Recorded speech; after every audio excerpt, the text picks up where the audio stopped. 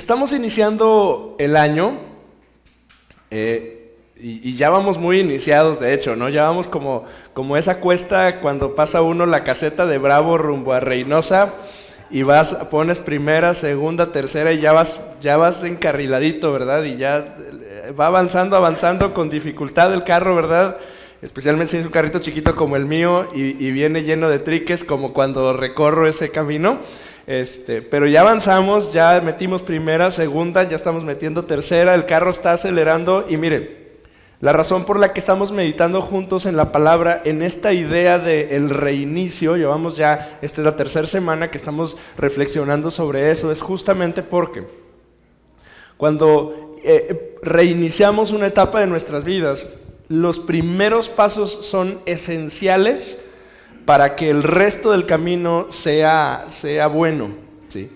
Y la mayoría de nosotros hemos experimentado momentos en nuestras vidas en las que los primeros pasos los dimos a tropezones y a golpes y nos lamentamos el resto del camino por decir, me hubiera parado en la gasolinera y hubiera ido al baño, ¿sí? ¿Alguien más le ha pasado algo así? Hubiera ido al Oxxo y hubiera comprado agua, me hubiera traído el DVD con la película para que mis hijos estuvieran tranquilos. El asunto es que hay un dicho que usted lo conoce y es el hubiera no existe. Entonces, ¿por qué estamos meditando en el reinicio, al inicio de este año? Porque no queremos que por mayo vayamos a decir, ay, me hubiera gustado, hubiera hecho, hubiera avanzado, me hubiera detenido. Entonces, por eso estamos meditando en el reinicio. Ustedes y yo somos de esa generación que las cosas cuando dejan de funcionar las apagamos y las volvemos a aprender. Así es el principio que usamos con las computadoras, con los teléfonos, con los carros, con lo que sea. Nuestros teléfonos y nuestros aparatos ya traen incluso una opción que dice que lo podemos ajustar o lo podemos reiniciar a los ajustes de fábrica. Qué maravilla sería que nuestra vida pudiera ser así de simple, que pudiéramos encontrarnos un botón en alguna parte de nuestra alma para poder volvernos a poner a los ajustes de fábrica. El asunto es que no es tan sencillo en nuestra vida, pero también es posible. Los reinicios son buenos porque nos dan la oportunidad de volver a funcionar como antaño. Todos nosotros anhelamos o en nuestra mente, en nuestro corazón está la idea esta de ay, cómo me gustaría que volvieran los tiempos cuando yo vivía en tal parte, cuando yo estaba haciendo tal cosa, cuando yo estaba relacionado con tal persona, cuando yo estaba estudiando tal cosa. No anhelamos antaño, anhelamos cómo nos sentíamos en ese entonces. Y eso nos pasa también en nuestra vida espiritual. Muchos de nosotros decimos, ay, cómo quisiera que volvieran los tiempos, ¿cuándo? De hecho, hasta cantamos un canto que dice, quiero volver a empezar y volver a los tiempos de comunión, ¿sí? Porque hay en nosotros esta idea de que quizá antes estábamos mejor y que nuestros grandes fracasos y los grandes errores de nuestras vidas nos han detenido para poder encontrarnos como estábamos antes. Ahora, la buena noticia es que si usted es cristiano, voltee con el que tiene junto a usted y véalo. Y ahora, ya que lo vio, dígame, sí se ve que es un seguidor de Jesús. Sí parece. Bueno, si él o ella es un seguidor de Jesús, tiene una gracia de Dios especial derramada sobre su corazón que le permite que cuando llegamos a un punto de inflexión y nos encontramos con decisiones delante de nosotros, tenemos la oportunidad dada por el Espíritu Santo de volver a empezar, de meditar nuestros caminos y reflexionar en ellos y decir, creo que es mejor ir en otra dirección y cambiar de dirección. Esa es una gracia de Dios. Eso no lo tiene cualquier persona, eso lo tiene aquel que confía en el Señor. ¿Sabe por qué? Eso se llama la capacidad de arrepentirnos. La Biblia dice que usted y yo podemos arrepentirnos, que quiere decir que usted y yo podemos cambiar de rumbo en nuestras vidas gracias a la presencia del Espíritu Santo en nosotros. Y ese arrepentimiento es más que solo cambiar de dirección. el arrepentimiento del que le estoy hablando y que Dios nos ha regalado a usted y a mí, es una gracia de Dios porque hace que no solo nuestra dirección cambie, pero que nuestro corazón también cambie. No cualquiera puede hacerlo, solo aquel que ha puesto su fe en Jesucristo puede arrepentirse porque el Espíritu Santo le da esa capacidad, le da esa virtud, esa oportunidad de reivindicarse y de cambiar de dirección. De eso estamos hablando cuando hablamos de reinicios. La semana pasada y las semanas pasadas hablamos de nuestra vida de oración, hablamos de las oportunidades que Dios nos da. La semana pasada, de hecho, hablamos de un tema bien peculiar, bien particular, que es el tema de la generosidad. ¿Lo recuerda? Cuando hablamos de generosidad, la mayoría de las personas, cuando escuchan la palabra generosidad, piensan en dinero. Pero la verdad es que Dios nos llama a usted y a mí a ser personas generosas, pero no tiene que ver solamente con el dinero. Tiene que ver con dar de lo que tú tienes, de lo que tú eres, de tu dinero, porque damos dinero, pero también de tu tiempo, de tus recursos, de tus capacidades, de tus dones, de todo aquello con lo cual Dios te ha capacitado a ti y a mí. Dios nos llama a ser generosos y a dar. Leíamos un proverbio que decía, el que retiene empobrece, viene a pobreza, pero el que da, Dios lo enriquece. Y ese es un principio que usted y yo, como gente de Dios, aplicamos en nuestras vidas, aplicamos en cada área de nuestra vida porque entendemos que Dios nos pide que seamos gente generosos. Generosidad es dar de tus recursos, de tu tiempo, de tu esfuerzo, de tus talentos, de tus conocimientos. ¿Por qué alguien es generoso? Decíamos la semana pasada, porque Dios le ha transformado y le ha liberado de tantas cosas que en respuesta a ello, nosotros le damos a Dios y le damos a las personas que están en necesidad. Le damos a los otros de lo nuestro, ¿sí? Generosidad es, si tú tienes 5 panes y es todo lo que tienes, generosidad es que de esos 5 panes tú le das a alguien que se encuentra en necesidad. Hay quien piensa que tengo que esperar a tener mucho para ser generoso, y le tengo noticias. Si usted en lo poco no es fiel, en lo mucho tampoco va a ser fiel.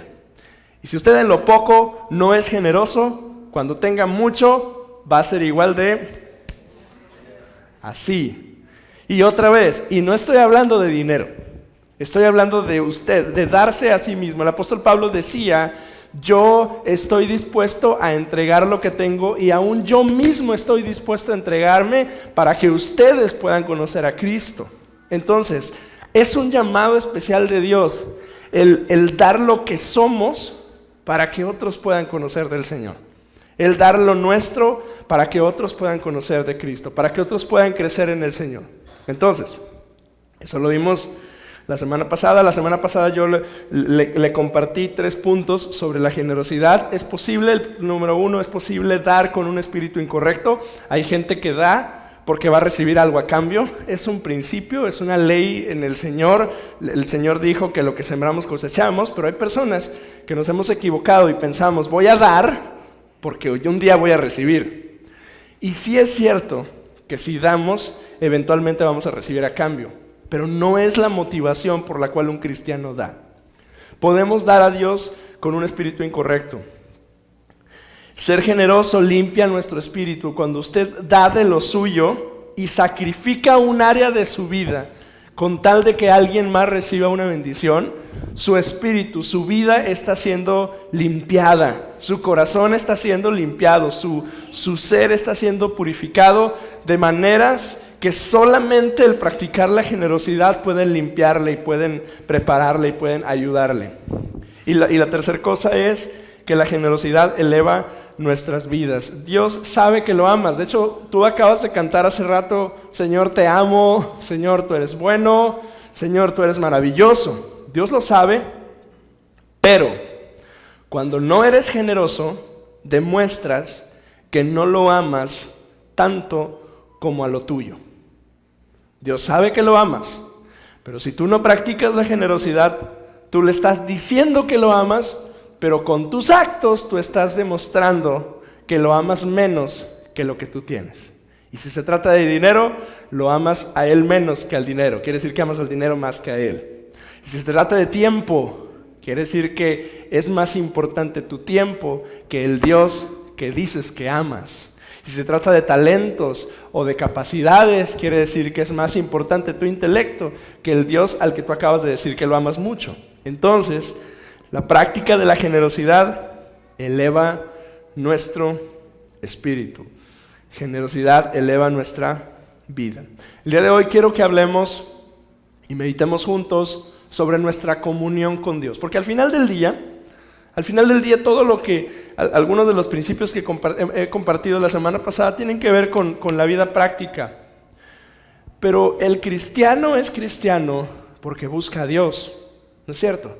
Y para poder decir que somos gente de Dios, debemos ser gente que tiene una comunión profunda, real, verdadera con Dios. Nada de lo que digamos aquí en la iglesia tiene sentido si no nos enfocamos en lo que es realmente importante para el ser humano, y es que el ser humano tenga una relación con Dios. La visión de nuestra iglesia, de hecho, es que amamos a Dios y a las familias para reconciliarlas con Cristo. Ese es el sentido de nuestra iglesia. Entonces, lo que hacemos aquí y el trabajo que hacemos en la iglesia se trata de que gente que no tiene una relación con Dios pueda tenerla.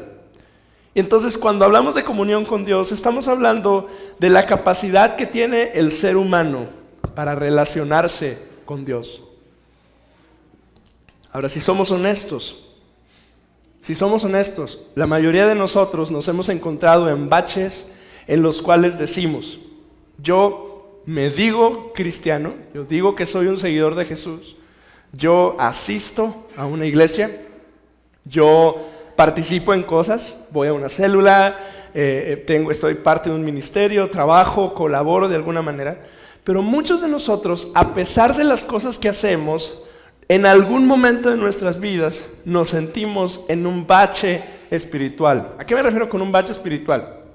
Nos sentimos como que se supone que estoy haciendo lo que tengo que hacer, se supone que estoy teniendo un estilo de vida piadoso, correcto, santo, y sin embargo, cuando cierro la puerta de mi cuarto, cuando estoy solo, o cuando estoy acompañado de mis hermanos y todo el mundo está feliz y alegre cantándole al Señor, yo no me siento conectado con ese Dios del cual todo el mundo está cantando.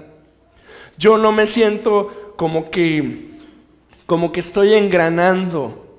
A lo mejor en algún momento de tu vida Dios te permitió tener un tiempo maravilloso con Él y lo conociste, pero eventualmente pasó que llegaste a un bache, a un valle en tu vida espiritual, y todos los demás factores de tu vida están bien. O sea, te está yendo bien en el trabajo, no te has peleado con tu esposa este mes, que ya es toda una victoria. Tus hijos se han portado súper bien, ninguno de ellos te ha hecho pleito durante estos últimos meses, en el trabajo te está yendo muy bien y demás, y sin embargo identificas que en tu corazón algo no está bien. Algo no está bien. Hay un gozo que se supone que los cristianos deben de tener, que tú no identificas que está en tu corazón. Hay una alegría y una convicción que se supone que tenemos que tener los hijos de Dios, pero no sientes que esté pasando. Y si tú en algún momento te has sentido así, o probablemente en este momento te sientas así, es porque quizá te encuentras en un valle en tu vida espiritual. Quizá te encuentras en un momento en el que volteas al cielo y el cielo está silencioso y no sientes a Dios como lo sentías antes. Y incluso algunos de nosotros, cuando hemos llegado a ese punto, algunos incluso hemos pensado: yo creo que esto de Dios ya no es lo mío. Yo creo que en esta iglesia y en esta religión como que ya no me siento a gusto, no siento que esté pasando algo, se me hace que tengo que buscar en otra parte. Y así hay gente que en algún momento fue parte de la iglesia y se alejaron porque llegaron a un bache, a un valle, a un momento bajo en sus vidas espirituales y en su comunión con Dios, y no lograron identificar los factores que tenían que corregir para poder volver a su primer amor. Jesús le dice a la iglesia en Apocalipsis: vuelve a tu primer amor. Y si Dios dice que vuelvas a tu primer amor, quiere decir que somos susceptibles a olvidar el primer amor y enamorarnos de otras cosas.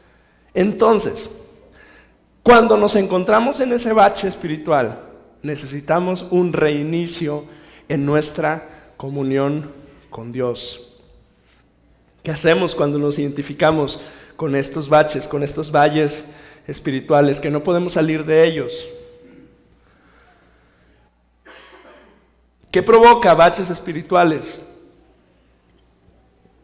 ¿Qué provoca que el cristiano llegue a un punto en el que ya no puede sentir a Dios? Bueno, la primera cosa que yo encuentro es la indiferencia. La indiferencia. La falta de una búsqueda honesta de Dios. La verdad es que nuestra condición se debe a que en algún momento dejamos de buscar a Dios. El estado en el que nos encontramos se debe a que en algún momento de nuestras vidas buscábamos a Dios y dejamos de hacerlo. Lo dejamos olvidado en alguna parte. El ser humano puede llegar a pensar que Dios es un amuleto que podemos buscar cuando lo necesitamos, pero entre tanto estamos afanados en nuestras propias cosas, en nuestros propios asuntos. Es como las amistades. Usted ha tenido un gran amigo en su vida, una gran amiga en su vida, me imagino que sí. La realidad de este mundo hace que los amigos no podamos estar juntos todo el tiempo. Yo tengo dos, pero tengo uno en particular que está lejísimos, está en Matehuala, San Luis Potosí. Y lleva ahí como 6 años, y yo ya llevo, ¿cuántos años llevo aquí? 3, 4, 5, ¿quién da más? 5, 4, entre 4 y 5 años. Y nos vemos muy poco, nos vemos una vez al año quizá. Y yo creo que esto se lo platicé hace un tiempo. Un día él y yo nos vimos en Monterrey, nos sentamos en un café, y dijimos, qué padre, hace mucho tiempo que no nos vemos. Y empezamos a tomar café, y nuestra conversación duró 5 minutos, y después de 5 minutos ya no teníamos conversación, ya no sabíamos qué platicar. Somos los 2 mejores amigos del mundo, pero estábamos sentados uno frente al otro como 2 desconocidos tomándonos un café que además sabía mal, porque no sé a dónde me llevó ese día, y se nos acabó la plática. Y yo, en un chispazo de luz que Dios me dio, le dije, ¿ya te diste cuenta que ya se nos acabó el rollo? ¿Que no tenemos nada que decirnos? ¿Por qué? Y la razón era simple: dejamos de comunicarnos. Me afané yo en ese entonces, creo que iban haciendo Hugo Agustín en mi familia, y estaba yo trabajando en mi iglesia, muy afanoso en eso, y simplemente dejé de llamarle a mi amigo, a mi hermano. Y él también se afanó en sus cosas. Pero ¿se da cuenta que pasa lo mismo en su comunión con Dios? ¿A alguien le ha pasado que un día después de muchos años, normalmente en enero, porque es cuando volvemos a leer la Biblia y volvemos a buscar a Dios, usted dice, ahora sí voy a orar, siendo las 5 de la mañana, o las 6, o las 7, a la hora que sea madrugar para usted, se pone a orar y empieza a orar, y después de 2, 3, 4 bostezos le dice, buenos días Dios, gracias, gracias, gracias, pues gracias Dios. Y no sabe ni qué decirle a Dios. Y empieza a tratar de hilvanar palabras y frases para el Señor y no logran salir. Y antes era natural platicarle a Dios terminando el día lo que había pasado, y hoy usted se trata de acercar a Dios, lo intenta, de verdad que está bien intencionado en acercarse y orar, pero por más que intenta, empieza a orar y ve el reloj y nada más han pasado 2 minutos y para usted es una eternidad.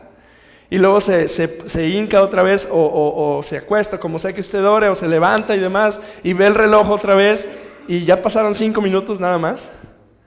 Y si usted es como yo, me siento frustrado y estoy diciendo, bueno, pues ¿qué pasó?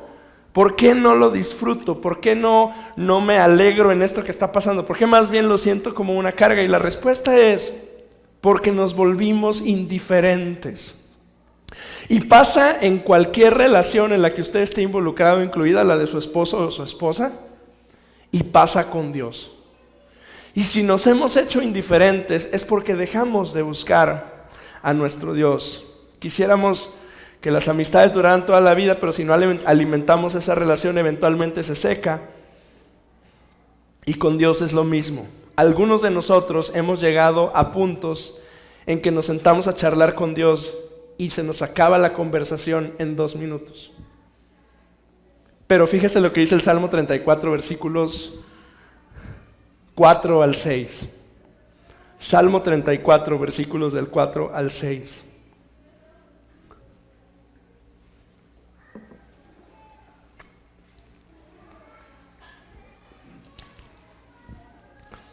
Dice la palabra, es el salmista diciendo: busqué a Jehová. Lo lee conmigo en voz alta, así con injundia. 1, 2, 3. Busqué a Jehová y Él me oyó y me libró de todos mis temores. Los que miraron a Él fueron alumbrados y sus rostros no fueron avergonzados. Lo dice, este pobre clamó y le oyó Jehová. Miren, la buena noticia es que si yo identifico que estoy metido en una temporada de indiferencia en mi comunión con Dios, es suficiente con que usted busque al Señor y clame a Él, y Él le va a escuchar. Dígale al que tiene junto a usted, búscalo y Él te va a escuchar. Es suficiente con que usted alce sus ojos al Señor y le diga: Señor, te necesito y aquí estoy y no sé ni qué decirte y no sé ni cómo hacerle ni cómo empezar esta oración, pero yo te necesito. Y la Biblia dice que cuando hacemos eso, el Señor escucha. Y que si usted lo hace, usted no va a ser avergonzado. ¿Y qué quiere decir? Dios no se va a quedar en el cielo mirándole así como que: a ver, ¿a qué hora te acuerdas? Ah, ya viniste, Checo. Ah, ya viniste, Mía. Ay, mira nada más, qué padre que ya estás aquí, Lalita. A ver, sorpréndeme con lo que me vas a decir. Sí, como nosotros, ¿no? Cuando nos sentimos, estamos sentidos, ¿no? Porque alguien no nos ha hecho caso durante mucho tiempo, ¿no? La buena noticia es que Dios no es así. Basta con que usted clame y Dios lo escucha. El Salmo dice: este pobre, o sea, reconoce el salmista su condición, como usted y yo debemos reconocerle y decir: la verdad es que soy un pobre indiferente. Yo debí estar buscando a Dios y me he hecho negligente y se me ha olvidado y me he afanado en 1000 cosas, pero el salmista dice: este pobre clamó y Dios me oyó y me libra de mis angustias. Entonces, la primera cosa que nos separa de nuestra comunión con Dios es la indiferencia. La segunda cosa que nos separa de nuestra comunión con Dios son nuestros asuntos internos. Le voy a explicar a qué me refiero con esto. Nuestros asuntos internos son nuestras relaciones con otros. Nuestras relaciones con otros. Qué tan bien o qué tan mal nos relacionamos con nuestro prójimo afecta directamente nuestra comunión con Dios. Y alguien puede decir: a ver, Hugo, tranquilo. Pues si mi comunión con Dios es con Dios y mi comunión con otros es con otros. O sea, yo amo a Dios, me cae gordo Ricardo, pero yo amo a Dios con todo mi corazón. Alguien de nosotros pudiera pensar: son dos cosas distintas. O sea, Dios es para arriba y Ricardo allá lejecitos, ¿no? Le tengo noticias, no es cierto. Si usted tiene una mala relación con los suyos, usted está impedido en poder relacionarse bien con Dios. Le tengo 3 ejemplos para que me siga con ellos. Primera de Pedro, capítulo 3, versículo 7. Fíjese lo que dice. Primera de Pedro, capítulo 3, versículo 7. Dice: vosotros, maridos, igualmente vivid con ellas sabiamente. Está dándole instrucción a los esposos. A ellas les dice que se vistan decorosamente y a ellos les dice que vivan sabiamente con sus esposas, dando honor a la mujer como al vaso más frágil y como a coherederas de la gracia de la vida, Pero lea conmigo la última parte de ese versículo. ¿Para qué? Para que vuestras oraciones no tengan estorbo. Quiere decir que si usted no está llevándose bien con su mujer, en el caso de quienes estamos casados, su oración no se escucha.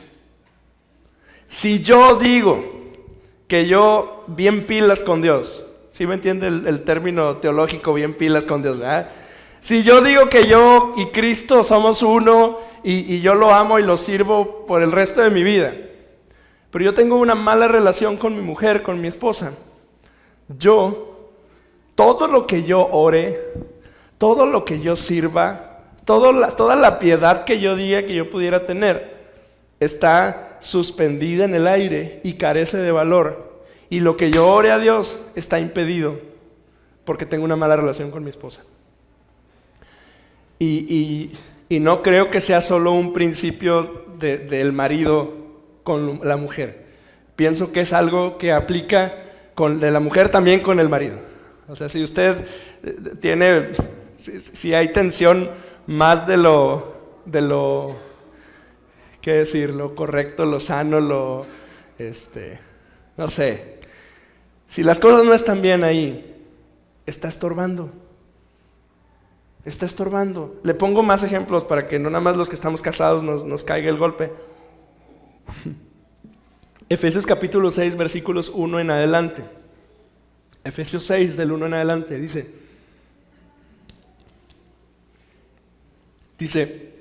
hijos, obedeced en el Señor a vuestros padres, porque esto es justo. Honra a tu padre y a tu madre, que es el primer mandamiento con promesa, para que te vaya bien y seas de larga vida sobre la tierra. Ahí el primer golpe es para los hijos, ¿verdad? Quienes tienen hijos ya le dieron un codazo al hijo. Ya ves, te dije, desobediente, contumaz, rebelde, ¿verdad? Es la parte en la que las mamás dicen, ay, finalmente el pastor dijo algo bueno hoy.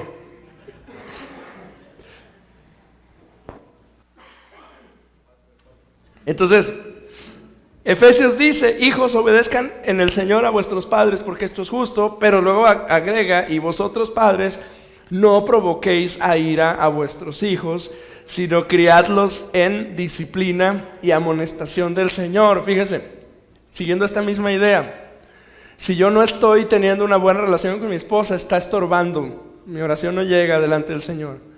Pero si usted con su papá no tiene una buena relación, si saltan chispas, saltan chispas en cualquier relación y es como que dentro del estándar normal, pero hay situaciones que exceden a toda la normalidad, ¿no es cierto? Hay papás e hijos que no podemos estar en la misma habitación y lo justificamos diciendo, es que yo así soy, él así es, y ya cada quien por su lado mejor, pero no. La Biblia dice que los hijos deben honrar a sus padres y que los padres no deben llevar a ira a los hijos. Y si esa relación no está funcionando, pues tampoco está funcionando entonces su comunión con Dios. ¿Quiere que le siga un ejemplo más? Colosenses capítulo 3, versículo 13. Colosenses 3, 13. Dice, soportándoos unos a otros y perdonándoos unos a otros, si alguno tuviere queja contra el otro. Fíjese, aquí ya el apóstol Pablo ya no está solo en el núcleo de la esposa y el esposo y ya brincó un círculo más a los hijos y los padres, pero aquí ya brincó al contexto de la iglesia. O sea, eche un ojo a los que están aquí junto a usted. De nosotros está hablando, ¿sí? No nada más de mi esposa y de mis hijos. Y dice, sopórtense unos a otros y perdónense unos a otros de la manera en que Cristo les perdona, así también ustedes háganlo unos con otros. Entonces, si yo no tengo, lo anoté aquí, si tú no estás bien con los otros, tú no estás bien con Dios. Si tú no estás bien con los otros, con quienes están alrededor de ti, con tu esposa, con tus hijos, pero con tus hermanos también, si no estás bien, tú no estás bien con Dios. Yo puedo decir que yo bien santo, que yo bien puro, que yo bien piadoso, pero si yo tengo contienda con mi esposa, si yo sé que estoy llevando a ira a mis hijos, si es una versión como más mexicana es, si yo sé que soy cuchillo de palo encima de mis hijos, y uno, papá, uno sabe, ¿no es cierto? Uno sabe las actitudes que provocan ira y molestia en nuestros hijos. Y a veces son chiquitos y lo hacemos como para generar un ambiente de risa, ¿no? Entre nosotros decimos, ay, mira, se va a enojar. Hugo, esto, y se enoja, ¿no? Pero conforme van pasando los años, uno sabe las actitudes, las conductas, las palabras que hieren y lastiman y molestan a nuestros hijos. Y son tan parte de nosotros que justificamos que así somos. Pero estamos generando una barrera que impide que podamos acercarnos claramente a nuestro Dios. Si tú no estás bien con otros, tú no estás bien con Dios. Y necesitas arreglar esos pequeños detalles porque están impidiendo que tú puedas tener un buen tiempo de comunión con tu Dios. Entonces la primera cosa que nos estorba es la indiferencia. La segunda cosa que nos estorba son los asuntos internos, las relaciones interpersonales. Y la tercera cosa que nos estorba es el pecado. Todos pecamos. Ninguno de los que estamos aquí somos ajenos al pecado. Todos lo cometemos. Y es parte de nuestra naturaleza y estamos en esa lucha por vencer el pecado. Pero, una cosa es que sin darte cuenta de una situación, tú cometieras un pecado y te arrepientes y lo traes a los pies de Cristo y le pides que te ayude y te restaure. Y otra muy distinta es que yo tenga un estilo de vida de pecado, que sé que no lo debo tener, que sé que no lo debo permitir, pero que a pesar de ello es parte de mi vida. Es más, algunos de nosotros decimos, bueno, pero nadie se da cuenta, nadie me ve, nadie ha observado esta área de mi vida. Voltea con el que tiene al lado, guíñale el ojo y dile, ¿a poco crees que eso es cierto? ¿A poco crees que de verdad nadie se da cuenta? ¿En serio? Te tengo noticias, no es cierto. Quienes te aman ya se dieron cuenta. Quienes están junto a ti ya lo notaron. Te aman tanto que saben que es una situación medio vergonzosa o molesta y no te lo dicen, pero ya lo vieron. Te aman tanto que dicen, ay, mi papá, bueno, ya sabes cómo es. Y no te lo dicen por respeto, pero ya saben que eres iracundo y que no has vencido la ira en todos los años que llevan contigo. Ya saben que eres mentirosa, ya saben que eres manipulador, ya conocen tus estrategias de manipulación, ya te conocen. Y es un estilo de vida de pecado y está mal y tú ya lo sabes. Y en última instancia el pecado es pecado y te puede llevar al infierno, pero no lo dejas, pero no lo dejo. Entonces, el tema no es pecar, porque tú y yo vamos a seguir pecando. El tema es esos pecados, esas cuestiones de tu carácter que tú ya sabes que tienes que dejar, están impidiendo que tú tengas una buena comunión con Dios y te están limitando para poder tener un reinicio. Y te sientes detenido y hasta te estresas, te molestas, te enojas. Es más, vienes aquí a la iglesia un día y no sientes nada y sales con un humor peor porque dices, no hombre, el pastor no ha de haber orado y Memo ni siquiera cantó la canción que yo quería, y sales enojado por eso, cuando el problema es que tú estás limitando lo que Dios puede hacer contigo porque esos detalles de tu vida no los has querido enfrentar. No los he querido enfrentar. Entonces, ¿qué nos impide? La indiferencia, las situaciones interpersonales y el pecado. Efesios 5, del 1 en adelante, dice, andad en amor, como también Cristo nos amó. Efesios 5, del 1 en adelante. Y se entregó a sí mismo por nosotros, ofrenda y sacrificio a Dios en olor fragante. Y luego continúa diciendo, pero fornicación y toda inmundicia o avaricia, ni aun se nombre entre vosotros, como conviene a santos, ni palabras deshonestas, ni necedades, ni truhanerías que no convienen, sino antes bien acciones de gracias, porque sabéis que ningún fornicario, o inmundo, o avaro, que es idólatra, tiene herencia en Cristo y de Dios. Mire, escucha, esta es una palabra, nos pasa de largo en Efesios, pero es para nosotros. Si no logramos vencer esas áreas de nuestro carácter, nosotros estamos perdiendo la herencia de Cristo y de Dios. Entonces, ahí está mucha de la razón por la que no podemos conectarnos con Dios. Vaya conmigo, por favor, al Evangelio de Juan en el capítulo 5. Esta es una historia de algo que le ocurre a Jesús, que quiero que lo revise conmigo el día de hoy. Juan capítulo 5. Hay unos detalles en esta historia que a mí me parecieron sorprendentes cuando lo leí. Este es un paralítico. Y la historia de un hombre.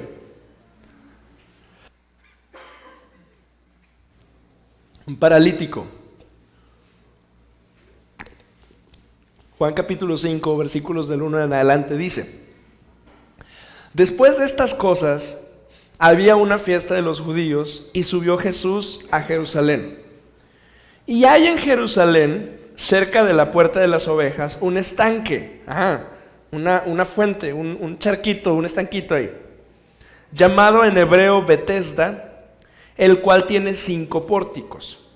Y en estos yacía una multitud de enfermos, ciegos, cojos y paralíticos, que esperaban el movimiento del agua, porque un ángel descendía de tiempo en tiempo al estanque y agitaba las aguas, y el primero que descendía al estanque después del movimiento del agua quedaba sano de cualquier enfermedad que tuviese. Y había ahí un hombre que hacía 38 años que estaba enfermo.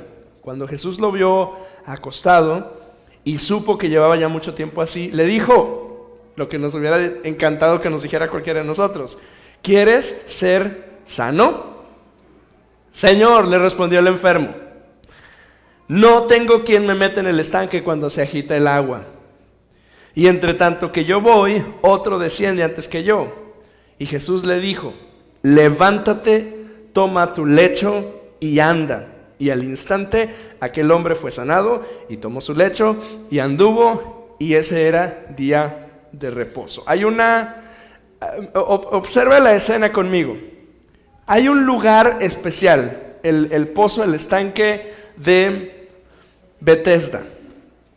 Es un lugar de restauración. Ocurre algo muy extraño en ese tiempo, casi pareciera como místico, porque en el estanquito de repente los comentaristas se dividen en opinión. Hay quienes dicen que a lo mejor temblaba, hay quienes dicen que el aire provocaba un movimiento, hay quienes veían un ángel que bajaba literalmente. El chiste es que cuando el agua se movía, el primero que se metía, ese quedaba sano.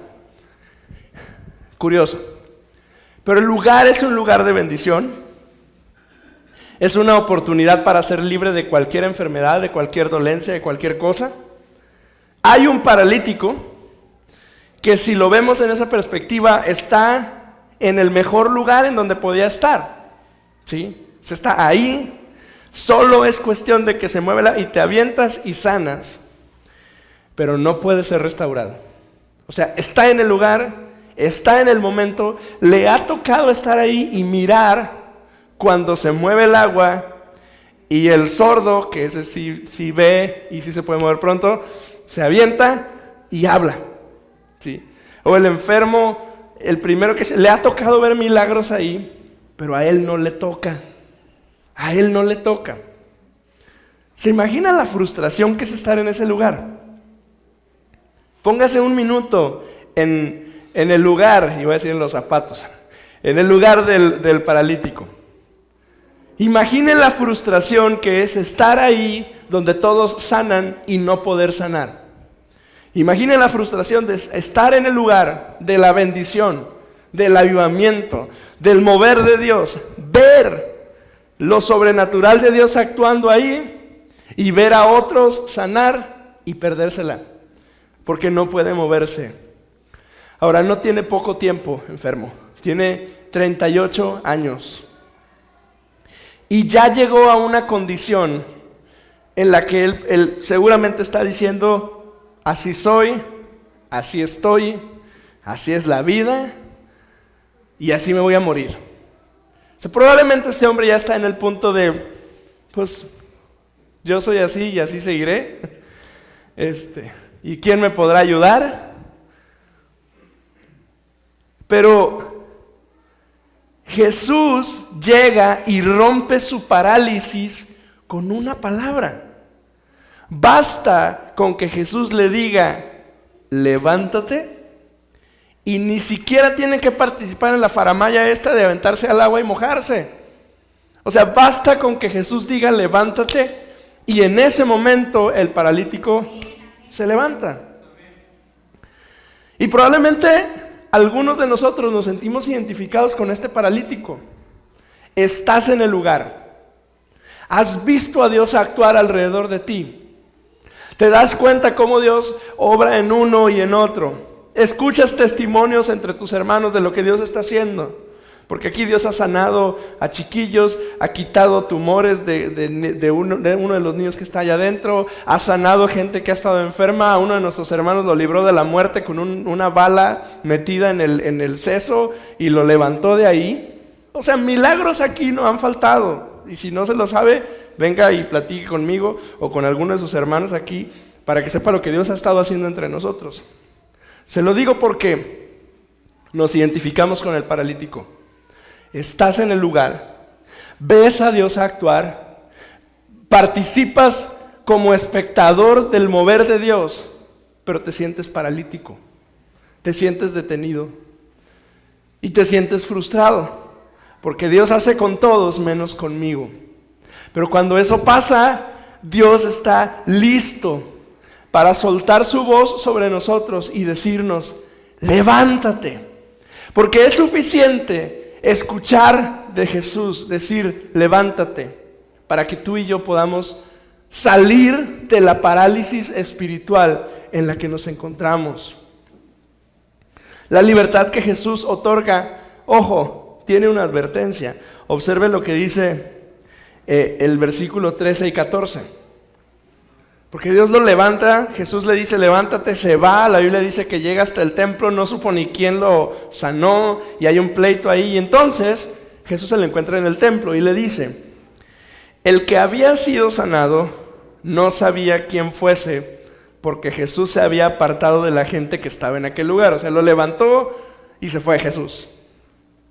Después le halló Jesús en el templo y le dijo, mira, has sido sanado. Lee conmigo lo que sigue en voz alta. No peques más.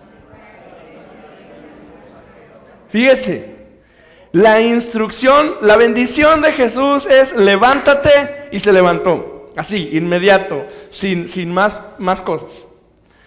Pero una vez que se lo encuentra en el templo, y me imagino al ex paralítico, pero ya no es un paralítico, feliz, alegre, y se encuentra a Jesús y recuerda los ojos de ese hombre que le dijo levántate, y recuerda el milagro. Y Jesús le dice, qué padre que fuiste sanado, no peques más.